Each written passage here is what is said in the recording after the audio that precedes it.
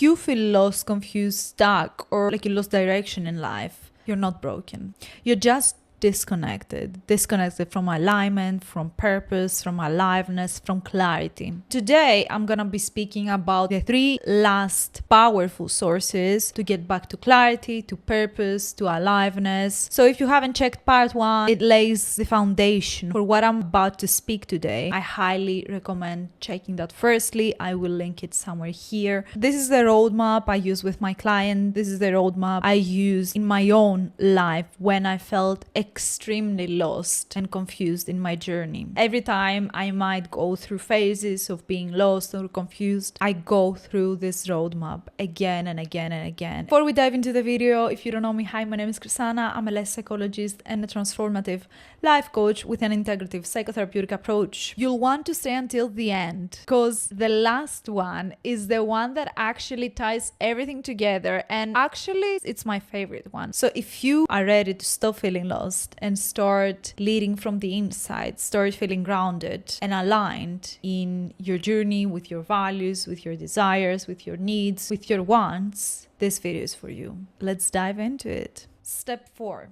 Most people who feel lost, who feel confused, they are not actually so lost and confused as we think in their minds. They are mostly confused in their bodies. And I will explain in a bit what do I mean by that. In this age of rapid information, we want to collect all the data. We want to collect all the information, do the research, analyze our situations in order to find the best possible solution for us. Here's the thing now. We think this is what we need, but in reality, what we need is to connect back to our bodies, to connect back to our wisdom. And here's why. Our bodies communicate to us on a daily basis. So much hidden information, so many messages from our subconscious, so many messages from our nervous system. And if we don't get advantage of this information, we are losing connection to ourselves. We are losing connection to our bodies. We are losing connection to our imagination. When we are losing connection to our bodies, we feel lost, we feel trapped, we feel frozen. Talking about the nervous system responses, which is flight, fight, freeze, or fawn.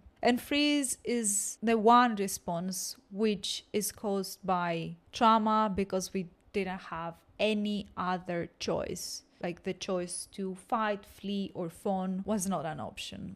So back to immobilization, to freeze. And when we don't connect to our bodies on a daily basis, we are getting back to a freeze response. Might not be in all areas of your life, but when we don't have a primary connection to our bodies, we're losing touch with one of the most important wise parts of ourselves. We are risking losing so much more than just the connection to our bodies, which is incredibly important. We are risking having psychosomatic issues. We are risking having repressed emotions, which they cause psychosomatic issues. We are risking not knowing what we want because our bodies communicate to us through our nervous system responses, through our subconscious, through our imagination, whatever it is. And if we don't listen, how are we going to get the answer? Somatic psychology shows us that our body carries implicit memories that can be stored experiences, stored emotions, and stored sensations. The issue is that those are unprocessed experiences. What that means is that they get trapped in our bodies, in our nervous system. And when something gets trapped, we get lost, we get confused. We think we don't have any other choice. This is why Peter Levine, the founder of somatic experiencing, says trauma is not the event of the trauma, it's in the nervous system. And when we speak about trauma, it doesn't have to be cases of abuse. It can be cases of abuse, of war. It can be as simple as not having another choice, as I said before, not being given the choice. So being forced to freeze an immobility. And when we freeze, we don't just freeze the overwhelming experience. We freeze our aliveness with it. We freeze our purpose. We freeze our wisdom with it. How that might apply in your situation right now. When you override your body's signals, like pushing through exhaustion, ignoring the anxiety that lives in your chest or in your stomach. And my favorite one, because I used to be so guilty of this, dismissing your gut's instincts. You are reinforcing self-abandonment. Now I'm not gonna dive into self-abandonment, but this is why I made a video, so I'm gonna link it somewhere here. So if you're interested in knowing more about self-abandonment, go check this video. So when we are ignoring our body's signals, we are reinforcing self-abandonment. And when we are self-abandoning, again, we are losing connection with ourselves. So what happens? We feel lost. We feel confused. We feel overwhelmed. We feel stuck in the same situation again and again and again. We think we don't have a solution to our problem, but we are looking in all the wrong places to find the solution. That's why over time, when you're self-abandoning, your body starts feeling like a stranger and not like a home. Research also in polyvagal theory suggests that your nervous system shapes your entire perception of life. So again, if we are stuck in immobility, if we are stuck in phone, it might be any of those 4 responses. We are seeing life through those lenses. We think we have only the choice to fight. We think we have only the choice to leave and leave behind maybe your relationships, your friends, your country, whatever it is, without finding a solution with your partner. We think we need to people please, and that's the only point of connection with other people. That's why we get into those situations where we feel so emotionally drained after being friends with specific people. But that's all our choice. We just didn't get the opportunity to think we have another choice. And that's why clarity and direction in life come back only when you start feeling safe and you stop truly reacting to life through those 4 trauma responses. Only when we feel safe, we can have clarity in our lives. Only when we feel truly safe in our nervous system, we can have aliveness, wisdom from our intuition, and see clearly the messages that our system has for us. And that's how we get clarity, from safety. We need to be able to listen to our systems in order to create safety. Here, what helps: mindfulness practices and somatic practices. There's a big distinction between those two, even though they are really interconnected. Right now, I am being trained as a mindfulness teacher. I've been practicing years mindfulness. So the biggest distinction between somatic practices and mindfulness practices is that mindfulness focuses mostly on the senses and your perception of being present. You learn to become present with whatever you are experiencing right now. It might be something overwhelming or something really exciting and joyful. It pushes you to become the neutral observer in life. So you detach from your thoughts and feelings, where somatic psychology incorporates that and it goes layers deeper. It helps you to locate the traumatic responses in your body, in your whole system. It moves from there with a lot of practices. Also focuses on the psychotherapeutic connection you have with your therapist. If the practitioner is a therapist, it might be also a somatic practitioner. So if you incorporate into your life somatic practices or mindfulness practices, you are starting to feel your body again. This is the first step to get back in touch, to get back into a connection with your body, and then with your aliveness, with your clarity, your passions, your creativity, anything that brings you joy. So if you don't create a connection with your body, you're staying trapped in shutdown, in freeze, in immobilization, in all of those traumatic responses. And when that happens, we get lost, we get confused. But when you access the wisdom within your body, it's like having access to a wise source that no checklist, no external advice, no book, no research, nothing external can give it to you. Only you can provide it to yourself internally. Imagine your body being this old wise library. All of your emotions, every emotion, every experience, every story, every sensation, everything that lives in your body is a book on those shelves. So if you enter this room and read those books, investigate, make a research out of it, truly understand those books, you're getting back into connection with those books, with your inner wisdom, and you're getting back to knowing yourself. You're getting back to clarity. But if you don't enter this library, library. It's like you are wandering in the dark for your whole life. Step 5 is emerging out of the cocoon. So what happens after you connect to yourself? You truly invest your time and your solitude into connecting to the parts of you that you haven't connected before. You're spreading your wings wide like a butterfly, emerging out of the cocoon. So you are getting into your spring season. You are emerging out of the darkness of the winter. It's like a transformation. So this step involves getting back to the community, getting back to finding aligned people. Because chances are, if you were lost, confused, and you were doing this work to get back to yourself, all of those practices that we talked about in the last video and in this video, chances are you lost a lot of friends along the way because you don't align with them anymore. If you are one of the lucky ones, you do still have people that are in the same phase in life as you. But most of us lose all of their friends during this chapter in their life. So that's why it's time to re-emerge back into finding like-minded people. New, lasting, soul-aligned relationships. Before we dive deeper into this topic, I want to talk about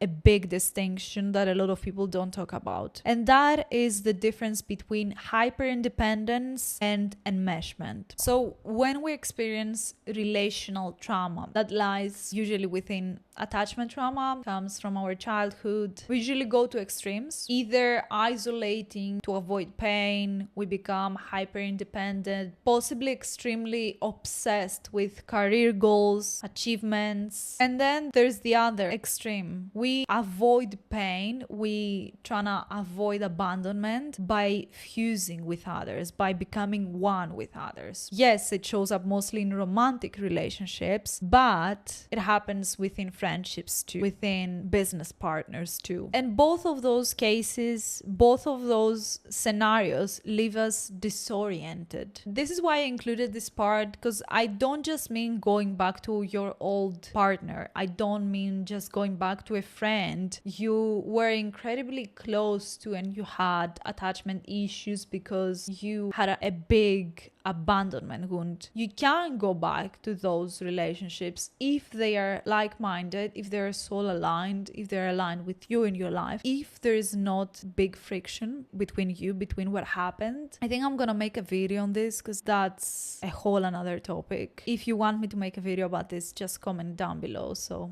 I know what you guys want to see more of. Now, the last thing I wanna point in terms of attachment, and then I'm gonna go back to community, it's that the sweet spot is learning interdependence in relationships, learning how to both depend on other people and on ourselves. And that's incredibly important to becoming a functional, healthy adult. Because if we don't have healthy relationships, we cannot have true connection to others or true belonging. And belonging is built within our DNA. If we don't have belonging with other people, chances are we're gonna self-sabotage our success. We're gonna self-sabotage other things we build in our lives, or we're gonna self-sabotage our own safety in relationships just to belong somewhere, just to be part of a community. Because during the Stone Age, when we were humans living in caves, we literally needed other people to survive. If we didn't have other people around us, we couldn't survive, because then we would have to anticipate the wild nature out there alone. We had to anticipate finding food on our own. And chances are, if we were to be ostracized, we would have to take our survival in our own hands. So it's still encoded in our DNA that we need to belong. We need other people to survive, and it's literally embedded in our DNA to belong to a community, to belong in a friend group, to belong in general in a system which includes people. So if we keep staying in isolation, doing everything on our own, we are perpetuating the story that we don't need other people and we need to do everything on our own without support, without the encouragement of other people. And that keeps reinforcing the story in our minds that we